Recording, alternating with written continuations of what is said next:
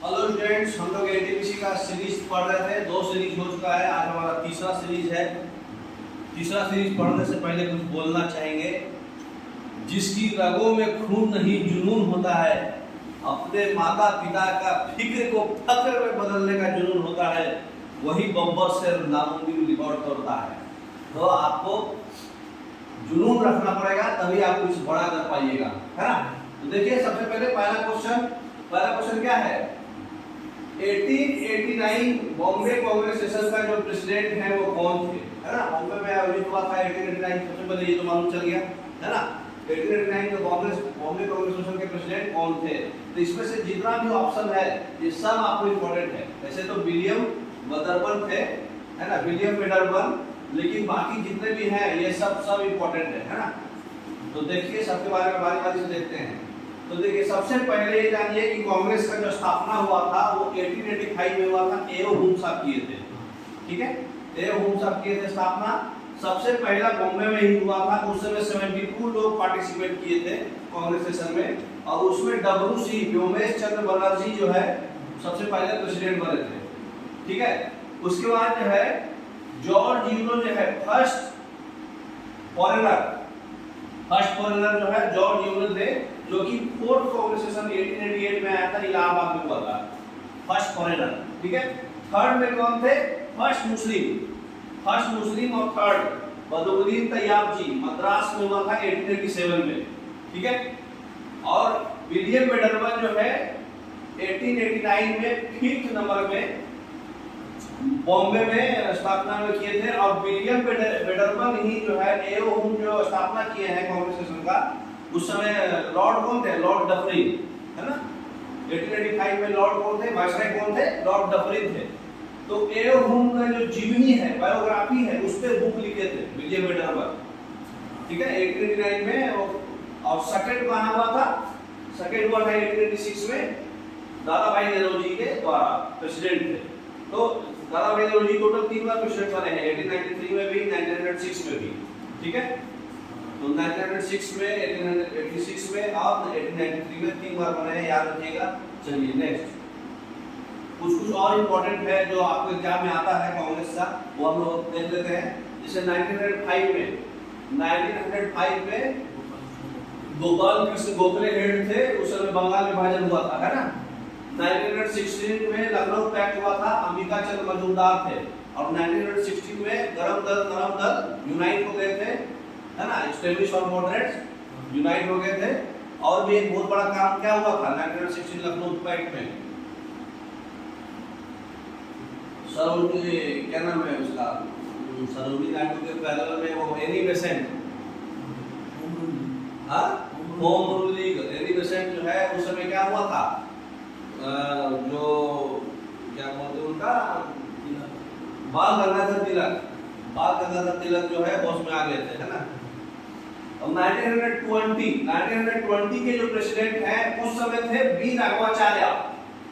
लेकिन special session भी हुआ था 1920 में, क्योंकि वहां पे नन कॉर्पोरेशन मूवमेंट का प्लान चल रहा था, तो स्पेशल अधिवेशन किया गया था। हर बार दिसंबर में अधिवेशन होता है इसका, दिसंबर 1885 में शुरुआत में हुआ था और हर एक दिसंबर में होता है, लेकिन इसका स्पेशल अधिवेशन जो है दिसंबर से पहले किया गया था। लाला लाजपत राय थे। नॉर्मल जो दिसंबर 1920 में कौन थे? बी राघवाचार्य। और 1924 में बेलगांव कर्नाटक में है, महात्मा गांधी पहली बार बने थे प्रेसिडेंट। और 1925 में कानपुर में हुआ था, सरोजिनी नायडू बनी थी, है ना। और 1939 में सुभाष चंद्र बोस बने थे। कहां से? हरिपुरा से, है ना। और 1929 और 1930 में जवाहरलाल नेहरू बने थे लाहौर से, है ना। ये सब इम्पोर्टेंट है, आपको याद रखना है, ठीक है। नेक्स्ट, अगला क्वेश्चन है डैम के बारे में। कौन कौन नदी किस डैम पर है, कौन कौन नदी में कौन कौन डैम है, बताइए। कृष्णनाथ सागर कौन से डैम पे है? अरे कौन सा नदी पर है? कृष्णा और कृष्णा एक नहीं मैच खाएगा, ध्यान रखिएगा हमेशा। कृष्णा नदी पे कृष्णनाथ नहीं, नागार्जुन सागर है। तो ये कौन सा नदी पे आएगा? कावेरी नदी पे। तो ये कावेरी नदी पे है। देहरी डैम भागीरथी रिवर पे सबसे बड़ा डैम यही है। अलमट्टी जो है चेनाब रिवर पे है। और कौन सा बच गया? नहीं, अलमट्टी जो है कृष्णा रिवर पे है, सलाल प्रोजेक्ट जो है चेनाब रिवर पे है, ठीक है। नेक्स्ट, तो देखिए ये कावेरी नदी पे है, भागीरथी नदी पर है टेहरी डैम, कृष्णा नदी पे अलमाती और सलाल प्रोजेक्ट। और भी प्रोजेक्ट याद रखिए, Salal project, Dulhasti project, Baglihar project, ये सब जितना भी है ये जम्मू कश्मीर में है। और ये चेनाब नदी पे है। चेनाब नदी को सब मतलब सिंधु घाटी में जो इंडस के जो 7 ट्रिब्यूटरीज है ना, झेलम, चेनाब, रावी, ब्यास, सतलज, इंडस, ये सब जो है सबसे लंबा ट्रिब्यूटरी जो है चेनाब नदी है ना। और चेनाब नदी को वैदिक में क्या बोलते हैं? अस्किनी, ओल्ड नेम इसका अस्किनी था, है ना। और इसको चंद्रभागा नदी भी बोला जाता है। और कावेरी नदी पे जो डैम बनाया गया था कृष्णराज सागर डैम, वो कौन बनवाए थे? विश्वेश्वरैया, विश्वेश्वरैया, जिनके बर्थडे पे इंजीनियर्स डे मनाया जाता है 15 सितंबर को, है ना। तो ये सब इंपॉर्टेंट क्वेश्चन है। नेक्स्ट, अब बताइए हीराकुद डैम कौन सी नदी में बनाया गया है? सबसे लंबा डैम हीराकुद डैम महानदी पर, सबसे ऊंचा डैम टेहरी डैम, है ना, इस पे महानदी भागीरथी नदी पर, है ना। और सबसे second highest dam Sutlej, Sutlej नदी पर जो है भाखड़ा नगर डैम, है ना, पंजाब में है जो। और नागार्जुन सागर है कृष्णा में, तिलैया जो है बराका नदी पे है झारखंड में, धुआंधार वाटरफॉल जो है नर्मदा पे है, नर्मदा नदी पर है एमपी में। ये सब इंपॉर्टेंट पार्ट है ना। कृष्णा जो है आंध्र प्रदेश तेलंगाना के पास है। कौन सा आर्टिस्ट जो है मणिपुरी डांस से बिलोंग करते हैं? बताइए। चारों बहुत बड़े बड़े आर्टिस्ट हैं, अपने अपने फील्ड में मास्टर है। मणिपुरी डांस से कौन है इसमें? ठीक है, कल हम लोग पढ़े थे ना त्रिपुरा डांस। त्रिपुरा डांस से बहुत इंपॉर्टेंट महापात्रा, गुरु महापात्रा याद रखिएगा। अच्छा, मणिपुरी डांस में जो है इंपॉर्टेंट है झावेरी बहन, ठीक है। और रुक्मिणी देवी जो है भरतनाट्यम की है। गुरु विपिन सिंह जो है मणिपुरी डांस से बिलोंग करते हैं। सोलर मान सिंह जो भरतनाट्यम और उड़ीसा दोनों मिक्स है ना। तो ध्यान रखिएगा। रीता गांगुली देखिए नेक्स्ट स्लाइड में देखते हैं। नेक्स्ट, तो भरतनाट्यम को सातिराट्यम, दासीअट्टम भी बोलते हैं, आग्नेयाट्टम भी बोलते हैं, ठीक है। टोटल 8 क्लासिकल डांस है, आपको पता है ना। तो भरतनाट्यम के इंपॉर्टेंट जो भरतनाट्यम के क्वीन है उनको क्या बोला जाता है? क्वीन को टी बाला सरस्वती। भरतनाट्यम डांस के इसका हम एक सेपरेट क्लास ले लेंगे, क्योंकि डांस और म्यूजिक ये सब से रिलेटेड जो तबला वादक, खरलों वादक, इससे क्वेश्चन ज्यादा आता है। इसका एक सेपरेट क्लास ले लेंगे। फिर भी जो इंपॉर्टेंट है हम स्लाइड में डालते जाएंगे, है ना। तो टी बाला सरस्वती जो है क्वीन ऑफ द भरतनाट्यम बोला जाता है ना। और पद्मा, बजंती माला, और अभी जो है भरतनाट्यम में आपको क्या है पद्म विभूषण मिला है ना। रिसेंट में 2024 में भी एक्सपायर हुई है। उनका क्या नाम था? कल बताए थे, यामिनी कृष्णमूर्ति, है ना, कल बताए थे ना। नेक्स्ट, ये सब भरतनाट्यम के फेमस डांसर है। यामिनी कृष्णमूर्ति जो है पद्म विभूषण मिला है, जो रिसेंट 2016 में मिला था इनको, और रिसेंट में एक्सपायर कर गई। तो ये आपको ये बुक भी लिखी थी, पैशन ऑफ डांस, है ना। यामिनी कृष्णमूर्ति बहुत फेमस डांसर थी भरतनाट्यम की। तो सीजीएल में भी आया था क्वेश्चन कि यामिनी कृष्णमूर्ति जो है रिसेंटली एक्सपायर की है, वो किस चीज़ से बिलोंग करती है? भरतनाट्यम डांसर है, और 2016 में इनको पद्म विभूषण मिला है ना। अब बुक लिखी है पैशन ऑफ डांस, समझ में आया। और दूसरा है, सबसे लास्ट कौन है? रीता गांगुली। रीता गांगुली जो है कथकली है। कथकली जो है ज्यादातर जो है जेंट्स लोग करते थे पहले जमाना में केरला में, है ना। लेकिन ये पहली लेडीज है जो कथकली डांसर बनी थी, रीता गांगुली। गुरु गोपीनाथ 2003 में उनको कथकली के लिए पद्म विभूषण दिया गया है ना। पद्म विभूषण इनको भी मिला है, सोनल मान सिंह को, ठीक है। ये किस चीज के डांसर है? भरतनाट्यम और ओडिसी दोनों। रुक्मिणी देवी भरतनाट्यम, और मणिपुरी के लिए झावेरी बहन है और गुरु विपिन सिंह है, ठीक है। Next, beach of the call me river cuts the 23.5 degree, यदि इसमें छूट गया है साउथ है, यहाँ पे एस छूट गया है, यहाँ पे 23.5 डिग्री साउथ लैटिट्यूड ट्वाइस, ठीक है। दोनों को 2 बार कौन कट करता है? कॉन्गो रिवर, ठीक है। कॉन्गो रिवर जो है अफ्रीका में है। ये इक्वेटर को कॉन्गो नहीं, लिम्पोपो, कॉन्गो तो इक्वेटर को 2 बार काटता है, कॉन्गो रिवर जो है इक्वेटर भूमध्य रेखा को 2 बार काटता है, अफ्रीका में है ये, है ना। और लिम्पोपो रिवर जो है ये 23.5 डिग्री साउथ मकर रेखा बोले तो ट्रॉपिक ऑफ कैंसर, उसको 2 बार काटता है। अरे Capricorn, tropic of Capricorn south है ना, ट्रॉपिक ऑफ कैप्रिकॉर्न को अफ्रीका में है ये भी। लिम्पोपो रिवर 23.5 डिग्री साउथ को 2 बार काटता है, इसका आंसर बी होगा। माही रिवर जो है 23.5 डिग्री ट्रॉपिक ऑफ कैंसर को 2 बार काटता है, इंडिया में। माही रिवर राजस्थान है, राजस्थान गुजरात के बॉर्डर पर है। तो ट्रॉपिक ऑफ कैंसर कर्क रेखा को 2 बार काटती है माही रिवर। और यांगसी रिवर जो है चाइना में है, एशिया का सबसे लंबा नदी है। यहाँ शंघाई शहर जो है यांगसी रिवर के ही किनारे बसा हुआ है ना। और ये सबसे जो है कॉन्गो रिवर पे सबसे बड़ा वाटरफॉल है, एक वाटरफॉल है जिसका नाम है लिविंगस्टन, है ना। Next, what is the chemical formula of lunar caustic? Lunar caustic का नाम का फॉर्मूला क्या है? Silver bromide, sodium carbonate, sodium bicarbonate क्या बोलते हैं? बेकिंग सोडा, है ना, खाने का soda. Silver nitrate, copper sulphate, blue vitriol, सबका नाम कॉमन याद रखिएगा। देखिए तो देखिए सिल्वर नाइट्रेट जो है आपका लूनर कास्टिक है, ठीक है। AgNO3 सिल्वर का Ag होता है, नाइट्रेट का NO3। सिल्वर ब्रोमाइड जो है फोटोग्राफी में यूज होता है, AgPr, है ना। तो पहले ये बताइए कि वाशिंग सोडा जो है उसका फॉर्मूला कौन सा होगा? Sodium carbonate dot 10H2O। इसका याद कैसे रखेंगे? 10 कैसे याद रहेगा? जब आपको दस्त लगेगी तो बार बार धोने जाएंगे, है ना। जब दस्त लगेगी तो बार बार धोने जाएंगे, इसलिए धोने का सोडा जो है 10 वाटर है उसमें, है ना। नेक्स्ट, तो AgPr जो है फोटोग्राफी में यूज होता है, आपको बताया हम, है ना। फिर उसके बाद जो है सोडियम बाइकार्बोनेट खाने का सोडा है, ये बेकिंग सोडा बोलते हैं इसको।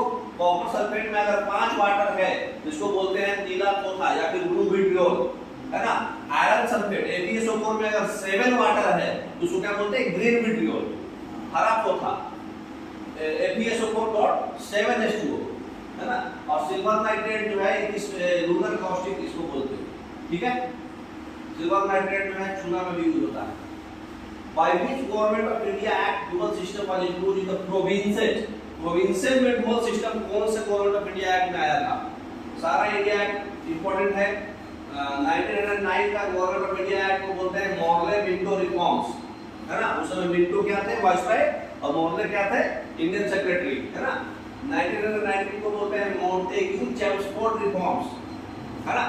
1919 में ही आपका आया था डुअल सिस्टम प्रोविंसेस में, और 1935 में सेंट्रल में आ गया था डुअल सिस्टम। ये प्रोविंसेस में पूछ रहा है तो 1919 में आया था गवर्नमेंट ऑफ इंडिया। अब 1833 चार्टर एक्ट में, ठीक है। देखिए सबको बारी बारी से देते हैं। तो चार्टर एक्ट में जो है पहला विधि आयोग आया था, उस समय जो वाइसरॉय थे वो गवर्नर जनरल विलियम बेंटिक थे। मैकाले उस समय फर्स्ट विधि आयोग, फर्स्ट प्रोसेस प्लानिंग कमीशन, है ना। 1833 चार्टर एक्ट में बंगाल का गवर्नर जनरल से नाम हो गया था भारत का गवर्नर जनरल, है ना। तो उस समय बंगाल के फर्स्ट गवर्नर जनरल कौन है? बैरनस्टी। और भारत के फर्स्ट गवर्नर जनरल कौन है? William Bentinck. और बंगाल के गवर्नर कौन है? क्लाइव, है ना। तो क्लाइव बंगाल के गवर्नर है, लेकिन जनरल है तो बंगाल के गवर्नर जनरल सबसे पहले कौन थे? बैरनस्टी। और भारत का governor general William Bentinck 1833 charter act में आया था, ऑलरेडी पिछले क्लास में भी बताया था, है ना। नेक्स्ट, तो यह आपको बताया कि मॉर्ले मिंटो रिफॉर्म जो में सांप्रदायिक निर्वाचन हुआ था, इलेक्टोरल कमीशन, है ना। फर्स्ट इलेक्टोरल जो वो हुआ था निर्वाचन, बोलो जो election, separate electorate for Muslims, है ना। 1909 में आया था। वो ये भारत के सचिव है, इंडियन सेक्रेटरी, और ये वाइसरॉय है, पहला नाम वही होता है। मॉन्टेग्यू चेम्सफोर्ड रिफॉर्म्स में आपका द्वैत प्रथा सबसे पहले आया था प्रांत में, है ना। 1935 में क्या हुआ था? प्रोविंसेस में अंत हो गया और वो सेंटर में आ गया 35 में, है ना। तो ये इंपॉर्टेंट है, याद रखिएगा। अगला क्वेश्चन है, which article of the Indian constitution mention that the state shall endeavor to organize agriculture and animal husbandry on a modern and scientific basis? कृषि और पशुपालन को आधुनिक और वैज्ञानिक आधार पर संगठित करने का प्रयास कौन से आर्टिकल में हुआ था? आर्टिकल नंबर 48, 48 का आर्टिकल में हुआ था कि कृषि और पशुपालन को मॉडर्नाइज करना है ना। और आर्टिकल नंबर 48 ए जो है, ए क्यों लगा, क्योंकि ये अमेंडमेंट से आया। 42nd अमेंडमेंट जिसको मिलिंग कॉन्स्टिट्यूशन बोलते हैं 1976 में, इसमें आया था कि इन्वायरमेंट को प्रोटेक्शन करना है और उसमें फॉरेस्ट और वाइल्ड लाइफ को प्रोटेक्शन करना है। तो फॉरेस्ट और वाइल्ड लाइफ वन और ये फॉरेस्ट और वाइल्ड लाइफ को प्रोटेक्शन किसमें आया, 48 ए में, है ना। उसके बाद जो है 36 से 51 आपका आयरलैंड से लिया गया है, directive principle of state policy, आपको मालूम है ना। इसका सबसे मेन काम यही होता है लोक कल्याणकारी, है ना, वेलफेयर स्टेट बनाना। तो वेलफेयर स्टेट बनाने का काम कहाँ है, आर्टिकल नंबर कौन सा है, 38, यही इसका मीनिंग है। और आर्टिकल नंबर 43 बी जो है 97 कॉन्स्टिट्यूशनल अमेंडमेंट एक्ट 2011 से हुआ है, सरकारी समिति, है ना, सरकारी कमेटी के थ्रू, है ना। और आर्टिकल नंबर 50 क्या होता है, कार्यपालक और न्यायिका का पृथक्करण, शक्ति पृथक्करण। इसका मतलब क्या हुआ, हाँ, separation of powers between judiciary and executive. Judiciary और एग्जीक्यूटिव के बीच में जो पावर का सेपरेशन हुआ है, ये आर्टिकल नंबर 50 में बताया गया है, ठीक है। और ये याद रखिएगा 97 अमेंडमेंट में हुआ था 2011 में। तो आर्टिकल नंबर कुछ और इंपॉर्टेंट है डायरेक्टिव प्रिंसिपल्स में। आर्टिकल नंबर 37 में है कि directive principle of state policy का कुछ उल्लंघन होता है तो आप कोर्ट में नहीं जा सकते, वो फंडामेंटल राइट नहीं है आपका, है ना, लेकिन आपको वो फॉलो करना है। आर्टिकल नंबर 39 ए बोलता है कि आप कोई भी कानून का हेल्प लेना है, लॉ का हेल्प लेना है, वो निःशुल्क होगा। आपसे अगर कोई पैसा मांगता है तो आप उसको बता सकते हैं कि भाई आर्टिकल नंबर 39 ए के तहत आपको पैसा नहीं देना है, कोई भी लॉ का हेल्प लेना है, कानून का हेल्प लेना है। आर्टिकल नंबर 44 जो है इंपॉर्टेंट है, यूनिफॉर्म सिविल कोड, सामान्य नागरिक संहिता, है ना, uniform civil code. Article number 47 जो है, ये जो है ये बोला जा रहा है कि दारू नहीं पीना है, निषेध है, प्रोहिबिशन है, और उसका मतलब पोषण भी, न्यूट्रिशन जो है निषेध है, प्रोहिबिटेड है ना, मदिरा नहीं पीना है। आर्टिकल नंबर 51 क्या है, इंटरनेशनल पीस है, अंतर्राष्ट्रीय शांति। आर्टिकल नंबर 51 इंटरनेशनल पीस है, याद रखिएगा, इंपॉर्टेंट है सब। इसमें से बताइए कौन सा मैच है, इलेक्ट्रिक करंट, ये रेजिस्टेंस का यूनिट होता है वो करंट का नहीं, करंट का एम्पियर होता है। अमाउंट ऑफ सब्सटेंस का मोल, ये सही है। लुमिनस इंटेंसिटी का कैंडेला होता है, कैंडेला। ये डेसिबल किसका होता है, साउंड का, नॉइज का। और फोर्स का न्यूटन होता है, आर्च किसका होता है, सीजीएस यूनिट होता है एनर्जी का, है ना। नहीं तो समझ में आ गया। एंकर हमेशा सीरीज में लगाते हैं हम लोग, B बराबर IR, पढ़े होंगे आप लोग हौसला।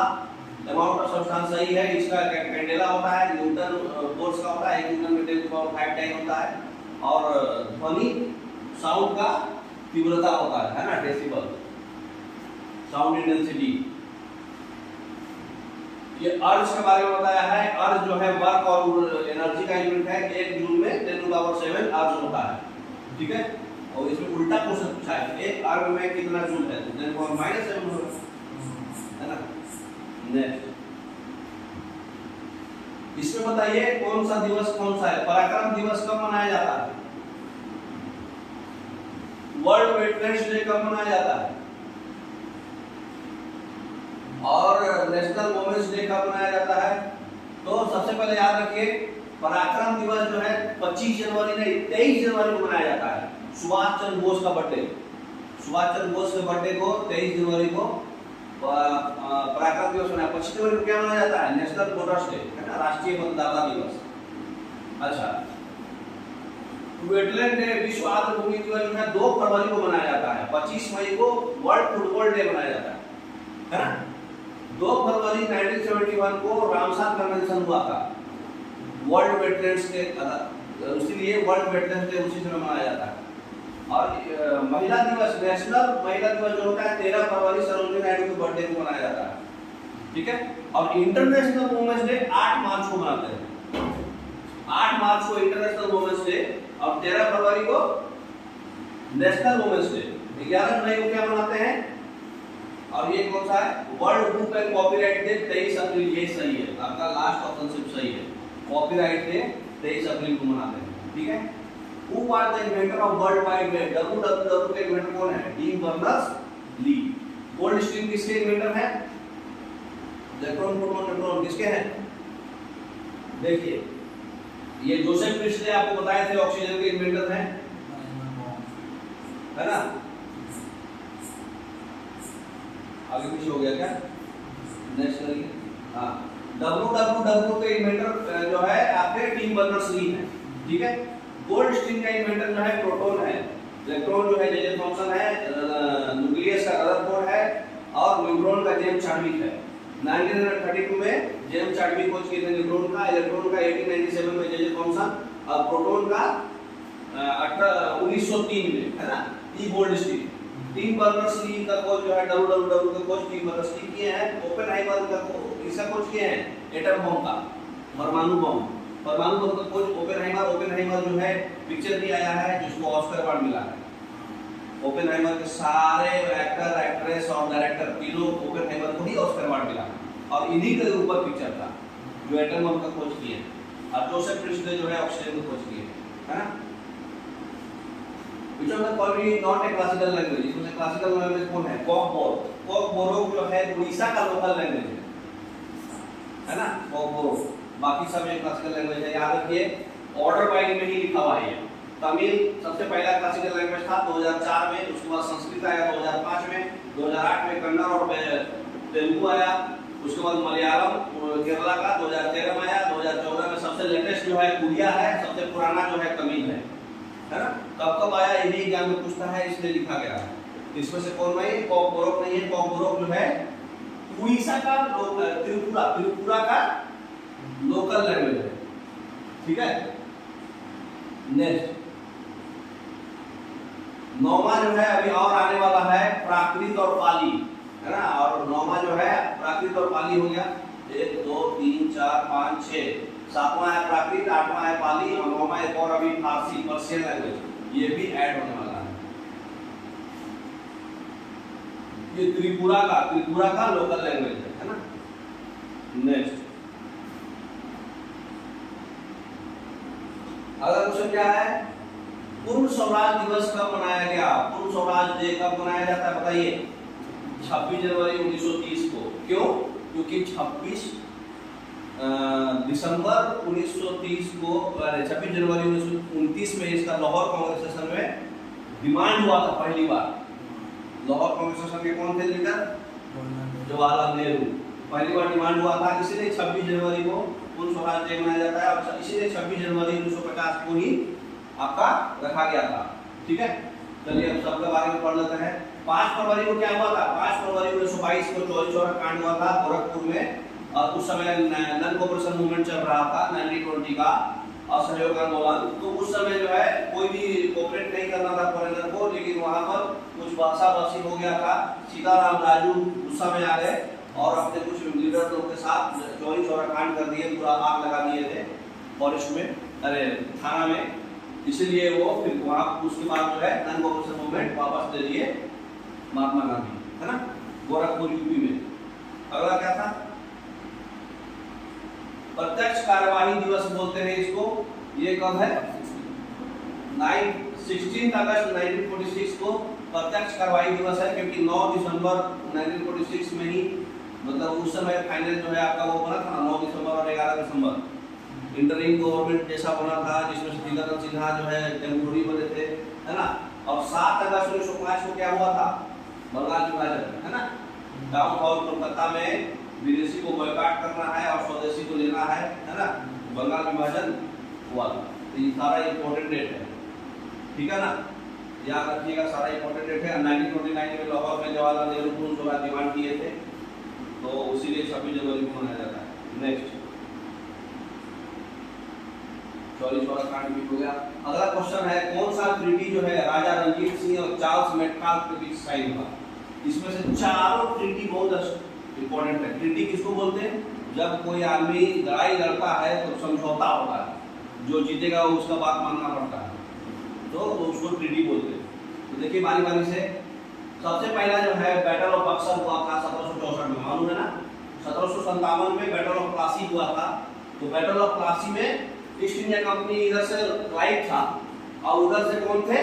सिराजुद्दौला, ठीक है। और बैटल ऑफ बक्सर हुआ था फिर 7 साल बाद 1764 में। इधर से ईस्ट इंडिया कंपनी में मुनरो थे और क्लाइव नहीं थे, विजेता मोनरो था, लेकिन क्लाइव बाद में क्लाइव आया।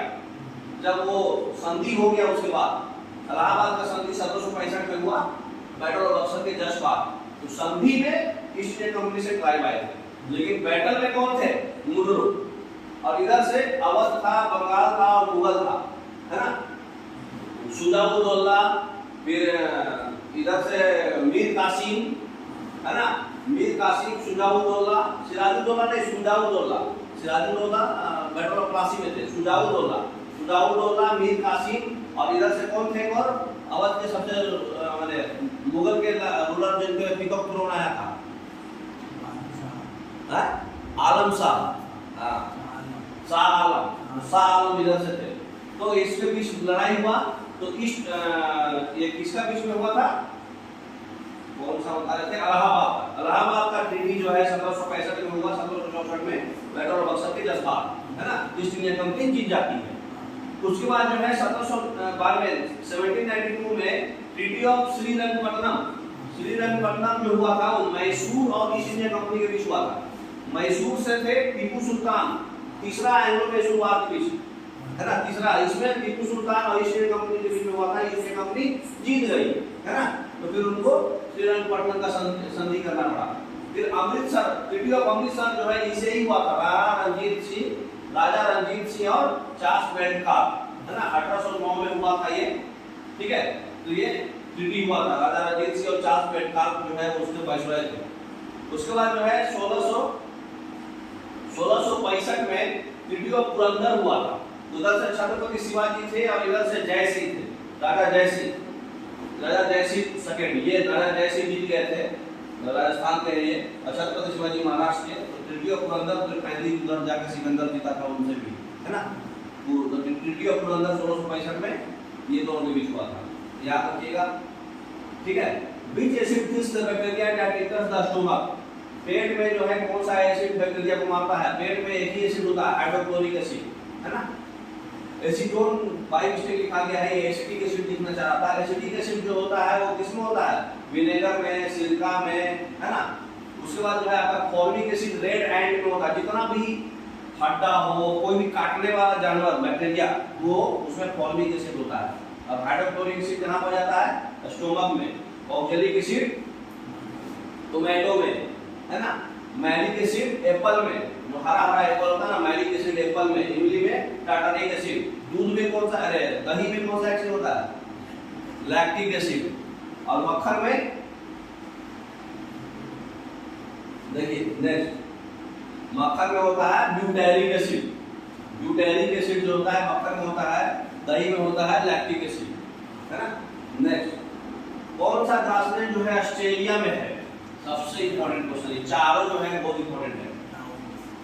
डाउन्स। नेक्स्ट देखिए, सब के बारे में पढ़ लेते हैं, इसके बारे में देखिए। वेट्स जो है ये दक्षिण अफ्रीका में है। दक्षिण अफ्रीका का जो करेंसी है इसको रैंड बोलते हैं। डाउन्स जो है ऑस्ट्रेलिया में है ना। और पूछताछ कहाँ है? ऑस्ट्रिया हंगारी, इसका कैपिटल है बुडापेस्ट। तो पूछताछ जो है ऑस्ट्रिया हंगारी का है। कंपास कहाँ का है? अर्जेंटीना का, इसका कैपिटल क्या है? ब्यूनस आयर्स, है ना। ब्यूनस आयर्स कैपिटल है अर्जेंटीना का। ऑस्ट्रेलिया का कैपिटल क्या है? कैनबेरा, है ना। दक्षिण अफ्रीका का करेंसी है वो रैंड, ठीक है। तो ये याद रखिए। और बताइए, दो चीज और इंपॉर्टेंट है। लानोज कहाँ का है? वेनेजुला का। लानोज ग्रासलैंड कहाँ का है? वेनेजुला का। कंपोज कहाँ का है? ब्राजील का। और ट्रेविस कहाँ का है? नॉर्थ अमेरिका का। तो कंपोज ब्राजील का है और लानोज वेनेजुला का है और ट्रेविस नॉर्थ अमेरिका का है। ये अगर आप याद रखें तो आपको कवर हो जाएगा पूरा, ठीक है। Next, cock shell were first discovered in. Shell का खोज कौन किया था? Robert Hooke. रॉबर्ट हुक किए थे। ये किधर 1665 में हनीकॉम्ब सेल में देखे थे। ये आप न्यूक्लियस का खोज कौन किया है? केंद्रक जो होता है, रॉबर्ट ब्राउन किए थे, है ना। केंद्रक सेल वाला न्यूक्लियस, नॉर्मल न्यूक्लियस नहीं। तो केंद्रक क्या था? वो जो है उसमें दो टाइप का होता है, यूकैरियोटिक सेल और प्रोकैरियोटिक सेल। बैक्टीरिया में प्रोकैरियोटिक सेल होता है, वेल डेवलप्ड न्यूक्लियस नहीं होता है। तो जिसमें वेल डेवलप न्यूक्लियस होगा वो यूकैरियोटिक सेल होगा जैसे हम लोग, और जो प्रोकैरियोटिक सेल होगा उसका राइबोसोम 70S का होगा, लेकिन यूकैरियोटिक में राइबोसोम 60S का होगा, है ना। अनुवांशिक जो केमिकल अनुवांशिक पदार्थ होता है जेनेटिक मटेरियल वो क्या है? डीएनए। न्यूक्लियस में डीएनए होता है, डीऑक्सीराइबो न्यूक्लिक एसिड, है ना, जिसे खोज कौन किया था? हेलिक्स, वाटसन एंड क्रिक, है ना। तो उसमें स्ट्रक्चर है Watson and Crick, alpha helix structure होता है इसका, है ना। इसके बारे में देखिए नेक्स्ट स्लाइड में लिखा हुआ है, थोड़ा डिटेल में पढ़िए। तो डीएनए का 4 पार्ट होता है, एडेनिन, गुआनिन, साइटोसिन और थाइमिन। एडेनिन और थाइमिन डबल बॉन्ड बनाता है, साइटोसिन और गुआनिन ट्रिपल बॉन्ड बनाता है। ये स्ट्रक्चर जो है अल्फा हेलिक्स स्ट्रक्चर बनाता है। ये अल्फा हेलिक्स स्ट्रक्चर जो है वाटसन एंड क्रिक खोज किए थे, जिनको नोबेल प्राइज भी मिला है इसके लिए, वाटसन एंड क्रिक को। आरएनए में भी वही है, सेम है, एडेनिन है, गुआनिन है, साइटोसिन है, लेकिन थाइमिन की जगह पे यूरासिल है, ठीक है। तो यूरासिल रहता है आरएनए का स्ट्रक्चर। तो रॉबर्ट ब्राउन जो है न्यूक्लियस का खोज किए हैं। एंटोनियो वान लीeuwenhoek जो है 1674 में लाइफ सेल्स का खोज किए थे। और एडवर्ड जेनर जो है वर्ल्ड का पहला वैक्सीन बनाए थे स्मॉल पॉक्स के लिए, है ना।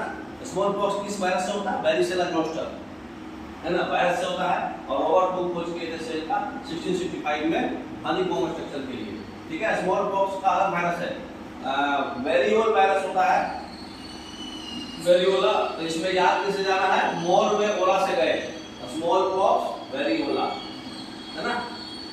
ये इंपॉर्टेंट है, याद रखिएगा। Which of the following folk dance of Rajasthan is included in intangible heritage of UNESCO? अमृत धरोहर, इंटेंजिबल हेरिटेज, अमृत धरोहर में कौन सा इसमें इंक्लूड किया गया? राजस्थान का, ठीक है। तो याद रखिए रम्मान जो है यूके का डांस है, कालबेलिया जो है राजस्थान का है 2010 में। इसको गुलाबो सपेरा भी है, घूमर भी है, तेरह लाली भी है, गीदड़ भी है, गावरी भी है, गरबा भी है ना। तो सबसे लेटेस्ट जो है गरबा डांस को इंटेंजिबल हेरिटेज में डाला गया है, यूनेस्को के वर्ल्ड हेरिटेज में। संकीर्तन जो है कहाँ का डांस है? मणिपुर का। छऊ डांस कहाँ का है? वेस्ट बंगाल का भी है, उड़ीसा का भी है, झारखंड का भी है, बिहार का भी है ना, छऊ डांस। और राजस्थान में कालबेलिया है, गीदड़ है, गबरी है, घूमर है, तेरह ताली है ना, और गुलाबो सपेरा है। राजस्थान में डांस बहुत ज्यादा है, इसलिए अगर ऑप्शन अगर आपको तुक्का खेलना है तो इसमें खेल सकते हैं, जब नहीं मालूम है तब। और रमान जो है उत्तराखंड का है ना, तो रमान उत्तराखंड का है। एक और डांस होता है मुडिएटू डांस जो है केरला का है ना। योग डांस, कुंभ मेला, दुर्गा पूजा वेस्ट बंगाल का, ये सब भी इंटेंजिबल वर्ल्ड हेरिटेज साइट में है यूनेस्को का। टोटल 15 है ना। What is the name of the baseball ground? Baseball ground का नाम क्या होता है? डायमंड। बेसबॉल ग्राउंड का नाम होता है डायमंड। और ये बोर्ड किसका होता है? टेबल टेनिस के ग्राउंड का नाम है ना। वेल्ड्रम किसका होता है? साइकिलिंग के ग्राउंड को वेल्ड्रम बोलते हैं।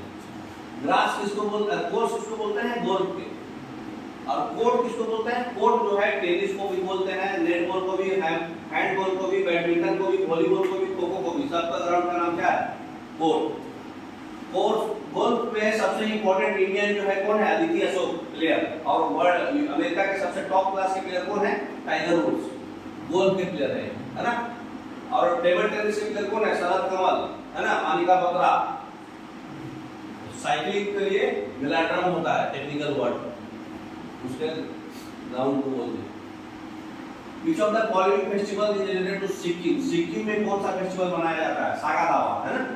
सागा दावा जो है सिक्किम का फेस्टिवल है। और भी हम लोग देख लेते हैं सबका कहाँ क्या होता है, ठीक है। देखिए थाईपुसम जो है भगवान मुरुगन व्रत विष्णु भगवान पीले रंग का कपड़ा पहन के और पूरा ये छेद ये पार से ये पार मतलब लोहे का रॉड आर पार कर देता है, ऐसे खा भी जाता है, नाक में भी कर लेते, देखे होंगे आप, ऐसा देखे है ना।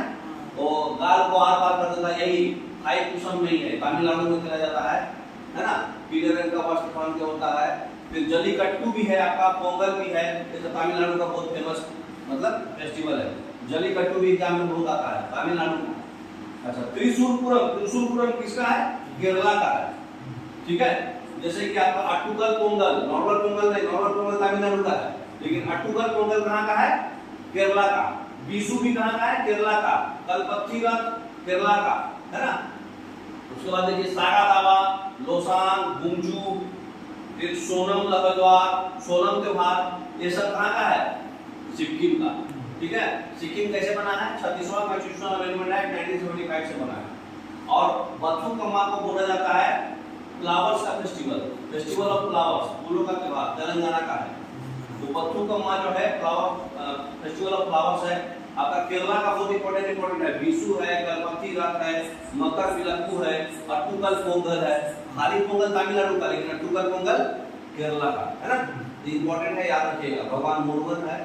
अच्छा, तेलंगाना का भी बहुत सारा इंपॉर्टेंट फेस्टिवल है, जैसे बथुकम्मा हो गया फ्लावर्स का, बोनालू है, मेघराम यात्रा है। सबसे बड़ा मेला जो है कुंभ का मेला लगता है। उसके बाद सबसे बड़ा मेला मेघराम यात्रा फेस्टिवल में लगता है तेलंगाना। ठीक है, फिर समक्का सरलम्मा यात्रा, एशिया का सबसे बड़ा जनजातीय महोत्सव है। यात्रा यात्रा वर्ड आ गया तो तेलंगाना मांगना है ना। समक्का सरलम्मा। अब प्रार्थना समाज के फाउंडर कौन थे? इसमें से चारों बहुत इंपॉर्टेंट है। राजा राम मोहन राय ब्रह्म समाज का था, स्वामी दयानंद सरस्वती, ये आत्माराम पांडुरंग थे प्रार्थना समाज के, और विवेकानंद रामकृष्ण मिशन स्कूल खोले थे। रामकृष्ण मिशन इनके गुरु थे रामकृष्ण परमहंस, इसलिए वो अपना नाम अपने गुरु के नाम पे रामकृष्ण मिशन आके मिशन स्कूल होता है ना, वो कोलकाता में सबसे पहले खुलवाए थे। और स्वामी दयानंद सरस्वती जो है आर्य समाज का खोज किए थे महाराष्ट्र में। ब्रह्म समाज 1828 में कोलकाता का खोज भी राजा राम मोहन राय किए थे। स्वामी दयानंद सरस्वती जो है डीएवी स्कूल इन्हीं के अति पर है, मालूम है ना। दयानंद एंग्लो वैदिक इन्हीं के नाम पर है डीएवी स्कूल। 1875 में आर्य समाज का खोज किए थे। आत्मा पांडुरंग जो है 1867 में महाराष्ट्र में प्रार्थना समाज का खोज किए थे, जो क्वेश्चन पूछा। और स्वामी विवेकानंद 1897 में वेलूर कहाँ है? वेलूर वेस्ट बंगाल में रामकृष्ण मिशन स्कूल खोले थे। इनके गुरु का नाम है रामकृष्ण परमहंस, उसी पे वेलूर में बंगाल में खोले थे। फॉरवर्ड ब्लॉक का स्थापना सुभाष चंद्र बोस 1939 में किए। गदर पार्टी 1913 में लाला हरदयाल सैन फ्रांसिस्को में किए, साथ में और 20 लोग थे। और स्वराज पार्टी 1923 में चित्तरंजन दास और मोतीलाल नेहरू किए।